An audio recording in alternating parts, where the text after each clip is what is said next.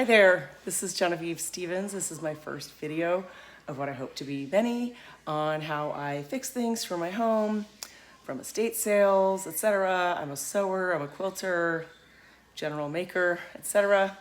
Mostly to make things that I like for my home for less than if I were to buy them off some beautiful vintage site like Cherish or First Dibs. So this first item I'm working on is this vintage light.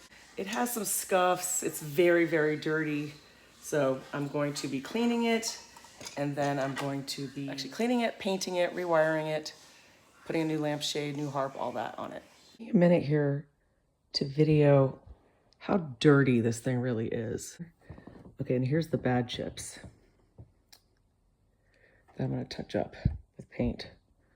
But yeah, you get the idea of how filthy this thing is. It's kind of like brushing your teeth.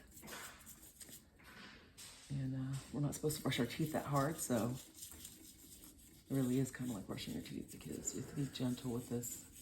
We don't want to break the porcelain, but we also want to get into all the nooks and crannies.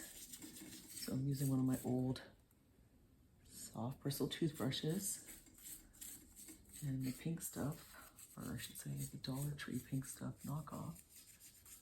And these flowers were looking kind of beige. That one's still a little bit beige. I'm not to that one yet, but the ones I've really cleaned are nice and bright white again. So I'm working on the base here, and I'm noticing that this belt is really gross. So I'm just gonna go ahead and pull it off now since I know I'm gonna have to replace it anyway. And it keeps gathering water in it, which I don't like. So, okay, that's done. Just about done with the cleaning. And I'm just gonna do my little spray rinse. I have my cloth at the bottom again to catch the water as it runs down so that it doesn't go into the base of the lamp. All that soap is coming off. And then I kind of mop it. And then I do my Q-tips.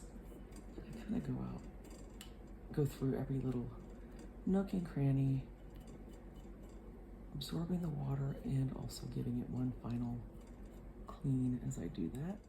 Okay, we're back to step 2, which is to rewire the light. 3 steps: disassemble, pull the wire through, reassemble.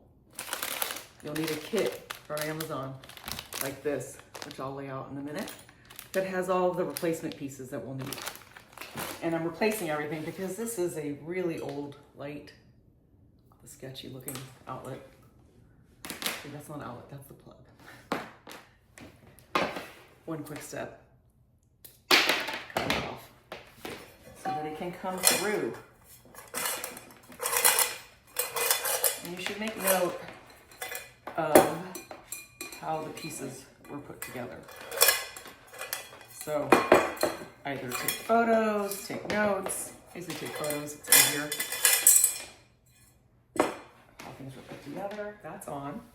Now we will feed the wire through. Again, you didn't have to take anything off. That's what I learned from this whole process, is that I could easily have just pulled the wire out from the base and the tube without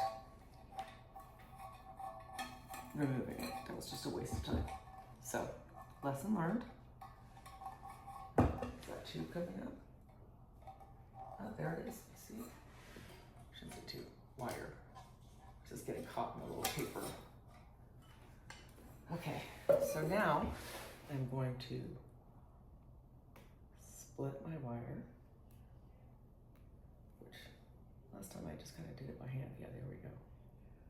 You take your wire, split it about, I don't know, 3 inches, and then maybe a little bit more. And then we're gonna do what's called an underwriter's knot, which is basically like a pretzel. So you do a loop, oops, and then another loop. Actually, I want it to be a little tighter.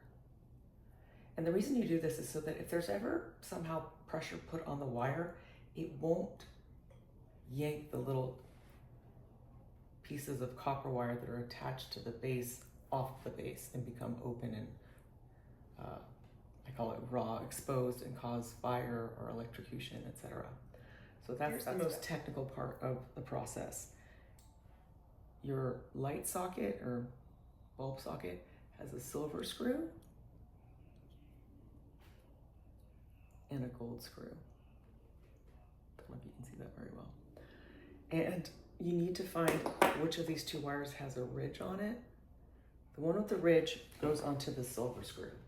And they say to wrap it around the screw clockwise, under it, kind of behind it.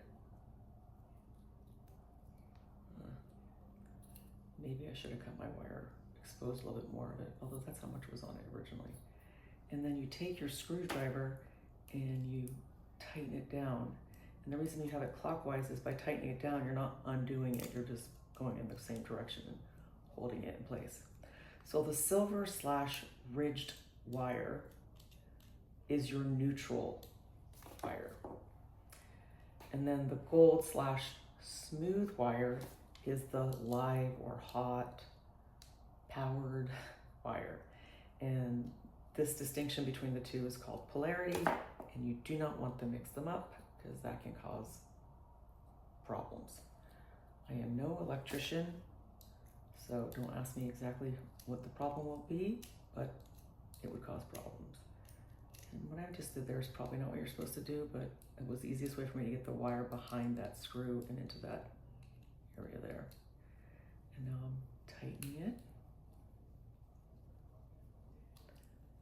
into place. You take your upper part of the socket and you'll see there's like a slot right here. That's for the light switch. Slide that onto there. And then like we did earlier, I'm gonna pull the wire back. And then